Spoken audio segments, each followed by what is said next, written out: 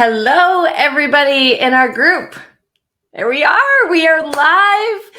I'm here with Miss Vicki Gower, and we're going to talk about, is your sex life on life support, or are you scared it's going to be as we get older?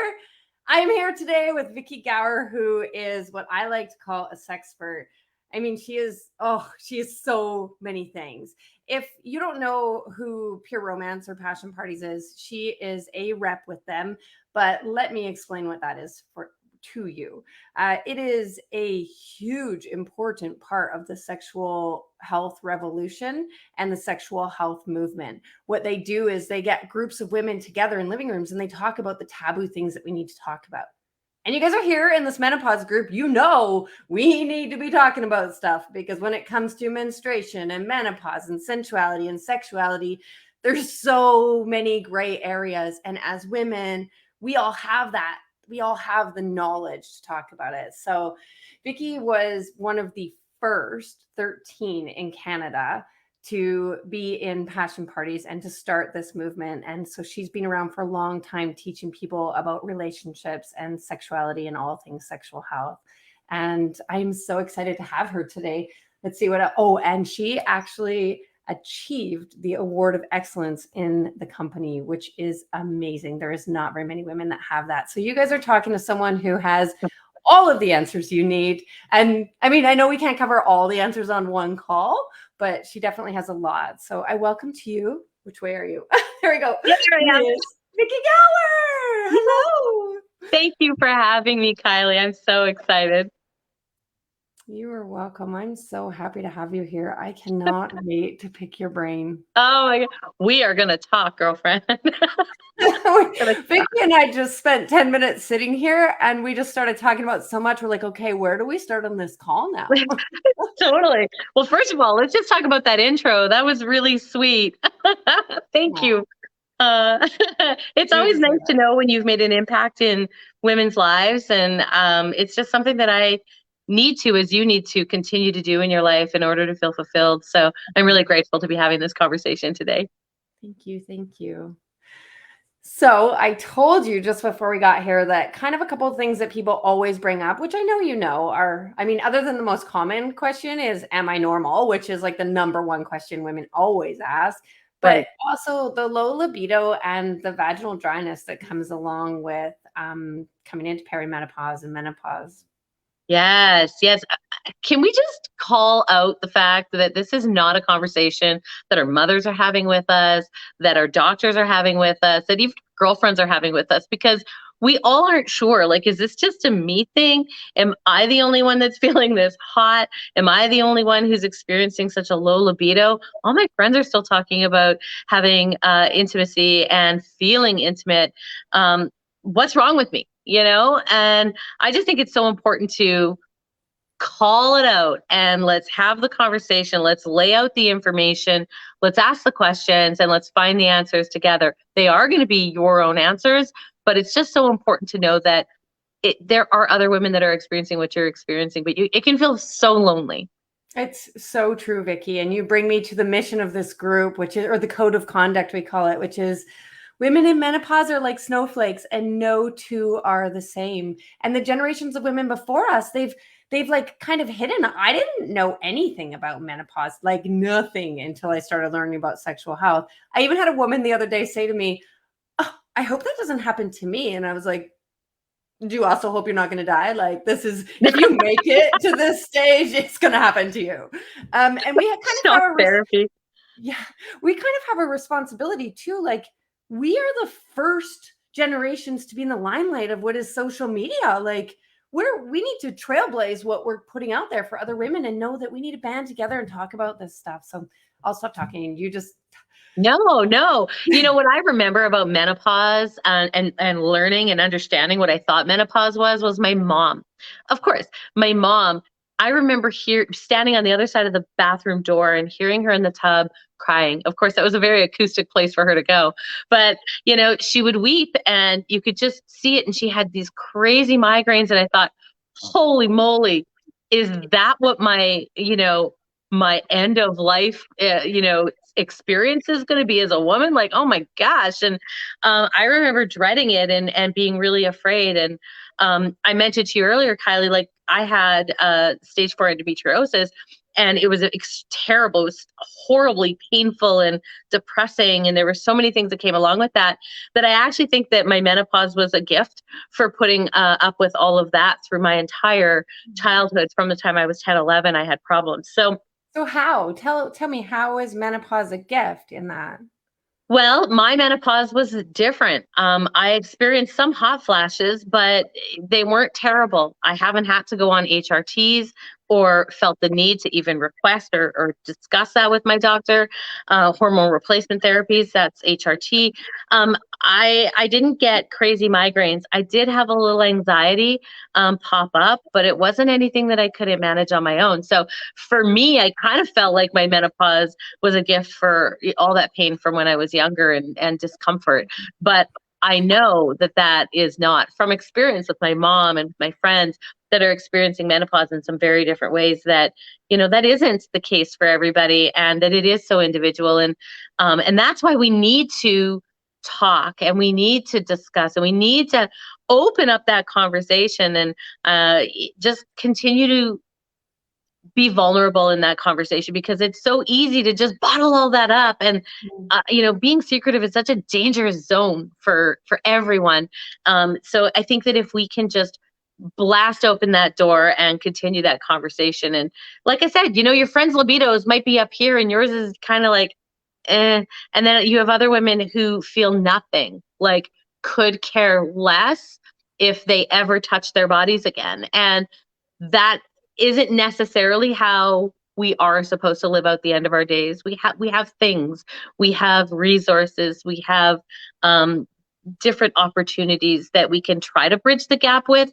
And I just strongly believe in reading our own bodies, knowing what feels right to us. Because if it feels okay to you that you're not wanting intimacy, then it's okay to you. There's no benchmark. It doesn't matter. No, and I love that the first person I bring on here says that menopause was a gift, which was not pre talked about, right? Nope, But nope. that is what I'm trying to show the world, because what do you think, Vicki? Like, what do you think? How much of what we decide happens in menopause is just because we don't know, or things that we hear? Because I truly believe there is gifts to be unleashed in menopause, but women are like, well, I can't think that because everyone says it's terrible. Like, who would I be to go out there and be like, I became this in menopause? And that's what I want to show the world. So I love that you're coming on and saying that right away. It's so Well, beautiful. it's kind of my life's motto is find the gift in everything that happens. Yeah. My life wasn't perfect. Your life's not perfect. Life isn't perfect. We all have imperfections that happen in our lives that we look at other people and think, gosh, I wish I was like her. She's Mm. probably just better at hiding it. She's probably just better at kind of hiding her demons or whatever that looks like. But I'm so loud and proud about it. And I just believe in what was I supposed to learn from this? What am I being given as opposed to what's being taken away from me? So that is 100% how I look at menopause. It's how I look at absolutely everything because it's the only way that I can survive up here. Uh-huh. Yeah. Yeah. I agree. So let's move a little bit to your clients then. Let's talk about Sure. all of the thousands of women that you've sat with that are like, my sex drive and my vagina. Yeah, 100%. Sex drive is oftentimes the biggest indicator simply because if you are with a partner, the other person is not in the same place as you. So, there are products out there certainly that can help to increase your libido by increasing sensitivity. There are medications that your doctors can prescribe. I am not a doctor, that is not my wheelhouse. Also, just reacquainting yourself with your body if you've taken a little bit of a break. I think it's really important to remember that if we haven't been masturbating, then, sometimes some of that tends to take a nap. It's not died, it's just taken a nap. Some of those nerve endings have gone, peace out. You don't need me right now. I'm just going to put some energy elsewhere.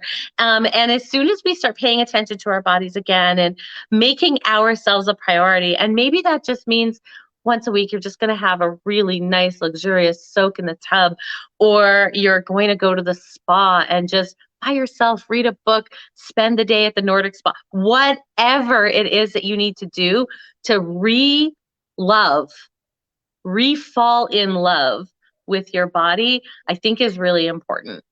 And really hard for a lot of women to do that. Do you know who Emily Nagoski is? No. She's an author and a doctor, and she actually has a paper that I have in my course as one of the PDFs, therapeutic masturbation. So for anyone who is in this group and listening, that's like, oh, I couldn't. I'm a good girl, or what have you. Like, there's literally therapeutic masturbation out there, and then other things that you can do, like mind body connection and meditation and everything that you said. And it's so important. We we don't treat this body with the gratitude that it needs for everything that it gives us between pleasure and experience and everything in our lives. And that's a really, really key factor. You're on we point. we really are our harshest critic. Oh, And again, we compare ourselves to other women, we compare ourselves to TV, we compare ourselves to all of the things. Meanwhile, none of those have any bearing on how we need to live out our lives, yeah. right? As you go into menopause, you may become an empty nester at the same time if you've had children at home.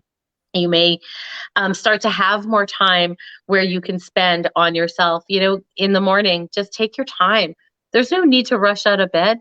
Take your time. You're not getting kids off to school. Yeah, you know what I mean? Like everyone's taking care of themselves usually by the time we get to menopause, unless we're in very early menopause. But honor your body and thank it for what it has given you. Thank it for the journey that it's going to take you on. I just really, really believe that if we don't honor what we do have, where we've been and where we're going, we're kind of wasting the space, right? So Yeah, for sure. And I think some of the honoring your body too has to do with ridding the shame in your body.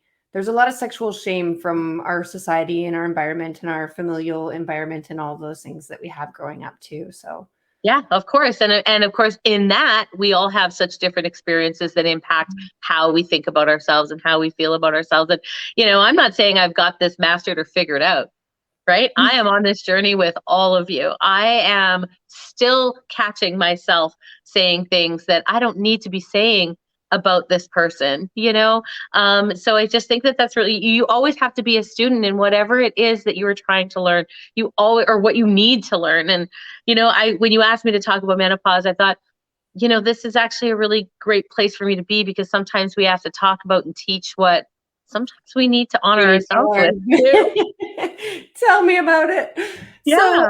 so then for low libido, what we're talking about today, and again, you can't give all the answers in one call because it would be impossible. And will your attention span, everyone who's here, is we've got about 30 minutes for it max.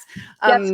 So the things that Vicki has so far said is that self-connection with your body, that appreciation, that self-love, that self-compassion, those type of practices. And then you mentioned that there's some products that you can use for low libido, and then we'll move on to vaginal dryness and lubes and all that stuff. But Sounds good. Yeah. let's just talk So about of course, yeah, absolutely. So of course, with the company that I represent, we do have low libido products. So products that can help to sort of party in your pants. I think that's what parting the pants. It'll just sort of kick things into gear. It wakes everything up, and it really brings your brain, which is our biggest sex organ, back in touch with our clitoris. So I just think that it's so important to remember that is, I mean, first of all, your clitoris is only for pleasure, right? Like that was its only purpose.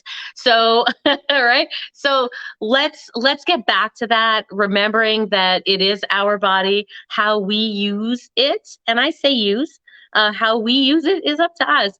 And you really can apply a very small amount of this particular gel, and it just sort of revs things up. It just brings the brain cannot ignore what is happening in and around the clitoris, and the clitoris cannot be ignored. So she's kind of loud when it's ready. She's kind of loud. So you really want to just allow yourself that time. Now, even if you're not using products, just getting reacquainted with your body manually, stimulating the clitoris, paying attention to all the nerve endings throughout the vulva, really important stuff. And I know that people don't think that it is, but it's just as important as getting up and brushing your teeth and, taking a shower. Honestly, Yeah, I think we need to make it far more of a priority.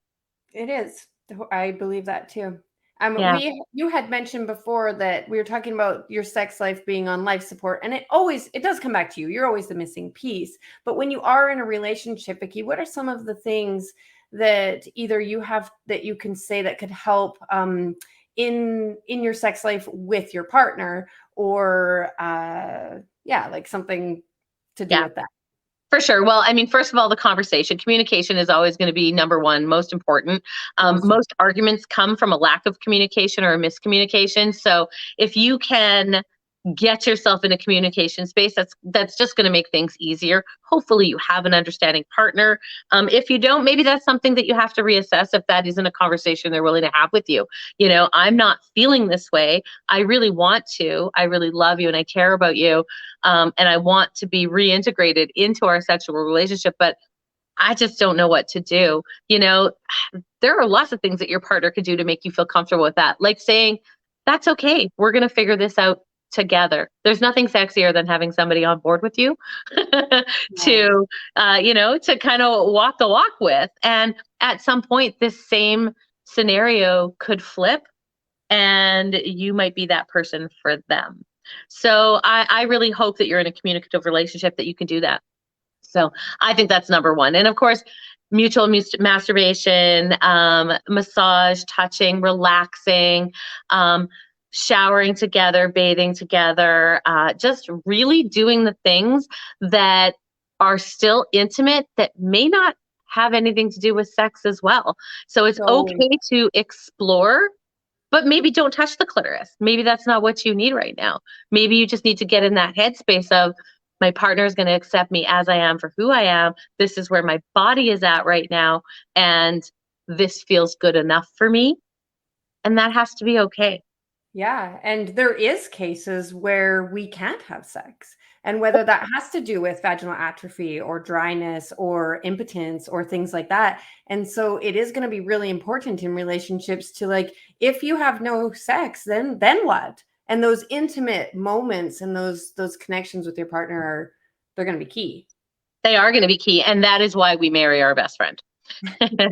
Right? That is why we need to be with the person that supports us, right? They put sickness through sickness and health in the vows, apparently. So, that's what we signed up for. And, I feel so strongly that that just being with somebody who loves you enough just as you are and is willing to pace alongside you instead of trying to push you over the finish line. Yeah, yeah, that's a really good point, because that's actually a part of our societal pressure, is that finish, that like goal. And it doesn't have to be the goal. Orgasm doesn't have to be the goal of Yep. sex. It can be intimacy. And intimacy can be into me see, which just is seeing each other and that communication and that love Yeah. and all of the sensuality that goes with that. Yeah, I love the workshops where you look at your partner for an extended period of time. I love that, because gazing into each other's eyes is so intimate. It can be so telling. Think about listening. I mean, Audible is a gorgeous thing, like listening to an erotic novel together, something that just gets the brain back into the business. Because when the feelings aren't there, or the feeling is like negative feeling, the brain is what we have to work with. So let's not forget how important it is to keep your mind in it. Yeah, I love that you just said that. So I have a question for you then. If your partner is not willing to do this gazing thing, have you ever sat and done that with yourself in the mirror? I And personally have not, but that is a really great exercise. it is, and it's scary as heck to try It's not to abandon uncomfortable, I'm yourself. sure. And the way that you go through the layers, and like if you're thinking about your libido and trying to increase it, looking in the mirror and really looking into yourself, that Mm. intimacy, it can be really a big part of connecting with your body again. Yeah, I really like that. And you know what? Sometimes I think too, like affirming ourselves. So even if you're standing in front of a mirror naked, there are parts of all of our bodies that we wish looked different, felt different, seemed different. And to say, I appreciate that tummy because it grew children, and that, just to allow yourself to appreciate all of the pieces of you that make up who you are. That's an exercise that we all need to do more often, and me included. Me included. Me included too. I mean, I do the mirror work a lot, but yeah. Yeah, self-acceptance is probably, I would guess, is a really big piece of accepting who you are, and then accepting yourself where you are, and then being able to grow from there. If we don't know where we are and how we feel about it, we can never get anywhere else, right? You can't be what you can't see. That's right. Exactly that. So when we see things like, oh my gosh, I have so much dryness and this is not working for me and sex is painful. Let's like integrate into that, since we Well, only have a little bit of time left, and talk about lube. absolutely. I know we can talk about it I all day. so loved our conversation, Kylie, when we were talking earlier about lubricants and what worked. And we were kind of talking about some of our personal experiences too, but not everybody needs to know that stuff. But I found it very interesting that, two women could have two very different experiences. And I just think that's the premise of this Snowflakes. whole conversation, right? Snowflakes. Yeah. Yeah, snowflakes, exactly. So for vaginal wetness, dryness, I like to say vaginal wetness, actually, because it's more positive than dryness. Dryness feels negative, like it's hurting. Yeah, it hurts. It can be extremely painful. You can get tiny vaginal tears, but the important thing to know is that it's coming, because it's gonna. I think most of us at some point in our life is going to experience it. And it can happen from medications. Even if you're not in menopause, you can get all kinds of vulva And vaginal stress. dryness. Pardon me? Stress. Yes. All Yeah, kinds of yeah. things. So you can get incredible dryness. So stress, just emotions, everything, environmentally, everything can cause us all kinds of problems. So using a good water-based lubricant for most women works really well. Something that activates with saliva, pre-ejaculate, vaginal secretions. That's a great place to start. We also have silicone lubricants. Silicone lubricants do not dry out at all. So if a silicone-based lubricant is what works for you, that is a wonderful choice. Now, women choose to swipe the lubricant on and then get dressed in the morning and go about their day. It's not necessarily just because it is a part of the vehicle to intimacy or physical penetration. It's literally just for comfort. And I think what you'll find is that if you can just wrap your head around that, like, this is just kind of like putting on my face cream in the morning. I also have to moisturize my vulva because I don't want to be uncomfortable all day. So I just think that it's okay to recognize that sometimes we just got to change up the routine because our bodies require it. And lubricant can certainly do that for you. Yeah, and what you focus on is where your like when your attention is there, it helps. So putting lubricant on as like a moisturizer or like a skin cream can be that brain body connection. And for women who run or ride bikes, it actually helps with chafing. And You, with some of the lubricants, I know there's pharmaceutical moisturizers that you can get that go inside, or I have had clients in the past that have used silicone lubricant inside to coat the inside of the vaginal canal, yeah, and that can help too. And I, yeah, I love that you touched a tiny bit on vaginal tearing. And my understanding is, I'm gonna do it like this: is that when you are if this is your vagina, that usually in foreplay, let's say you have someone who's really good at foreplay, and it takes 20 minutes for your body to completely warm up and have lubrication out here. Your partner, let's say they go almost all the way and you're almost lubricated, but you're not quite. And then you have that friction, and it causes those tiny little tears. And then yes. they heal because the vagina, or the vulva, I should say, is amazing. But then I often wonder, do they heal in scar tissue? And does that result in lack of feeling Sensitivity. sensation? Absolutely. And we Yeah, don't and scar really tissue need has that. no sensitivity, has no feeling. So So if you're thinking, always lube. so if you're thinking about how many times we do that over time, right? Throughout our lifetime, throughout our sexual lifetime, how many times do we feel sore afterwards and we realize that, this probably wasn't the best idea? Just use lubricant. It's always more, the lubricant will actually help to conduct some of that friction, that sensitivity, the feelings. So yeah, lubricant is a must have. It's the best thing anybody can ever buy themselves. If you have not gone and bought yourself a good vaginal lubricant, please do.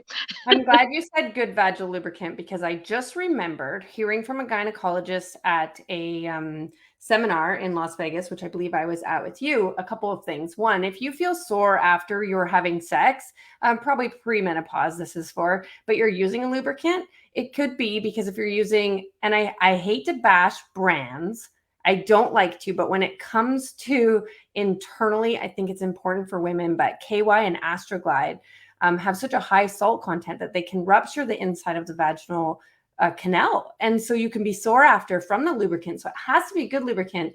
And the other thing that, Vicki, you know what I'm going to say now, is freaking coconut oil. Like, coconut oil is Yes. amazing, ladies, but don't put it in your vagina.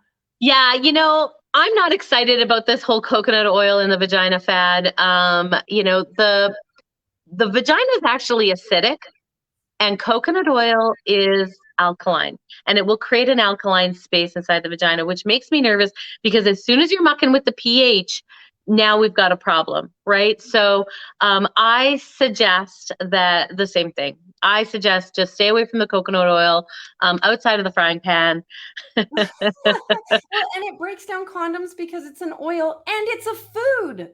Like, Yeah, it's not my favorite thing. And again, I don't like to bash any other brands, but medical grade lubricants were made for medicine. Coconut oil was made for the kitchen. Um, that's just it's my opinion. interesting that you say, now this is going to be a little bit of a personal story, but it's interesting that you say medical grade lube, because I personally bring my own lubricant with me to the doctor right? Because I was there and I was going to have an exam and I looked at his lube and I'm like, well, what are the ingredients? It doesn't say. And I'm super sensitive to glycerin, so I have to be careful about lubes. So he looked up, he Googled the ingredients and they're not even listed online. And I was like, you're not putting anything in my vagina when you can't tell me what it is. Like, No, I don't want that on my body. Nope. and so I bring my own very good lube, which actually BYOL. Every time I bring my own lubricant, 100%. 100%. My doctor, BYOL. my doctor actually promotes it to her clients and says, here's her card. Just get a good lubricant from her. She'll take care of you. Yeah. And actually on that, Vicki, I am going to put your website in here underneath this so that people can either message you or contact you, because I do know that Peromance has some of the best lubes. And ladies, lubes are like shoes. You need more than one. They have different functions. So, she's done. We're finished here. Thanks for having me. Okay. It's true. So, ladies, connect with your mind and body. Connect with your partner, have good communication, have the right products on hand just in case you need them. Touch yourself, even if it's just to moisturize yourself. Pay attention to when it hurts, because sex isn't supposed to hurt. And know that there are gifts in menopause. Did we miss anything, Vicki? I think you nailed it. I think you nailed it. I'm so glad. I hope this was helpful for somebody, and reach out if you need me. I do believe I'm in the group, and I'm here to help. No, you're not, but I can add you. Okay, that'd be great. Okay. Is there anything else you would like to add? I think that at the end, I'm just giving you permission. I'm giving you permission to feel what you feel, to know that it's okay to want it to feel different, and to take the steps to change it. And this is why I love you, because I was just going to ask, if you had one message for the women of the world, what would it be? And I know that's it. The answer. Yeah. Perfect. Love you. Oh, I love you, Vicki Gower. Thank you so much for your time today. Thank you. Thanks for having me. You're welcome. Okay, Facebook. There you go. Our very first W.O.W Wednesday, Women of Wisdom Wednesday. Thanks for attending. And thank you again, Vicki. My pleasure. Bye, everyone. Bye.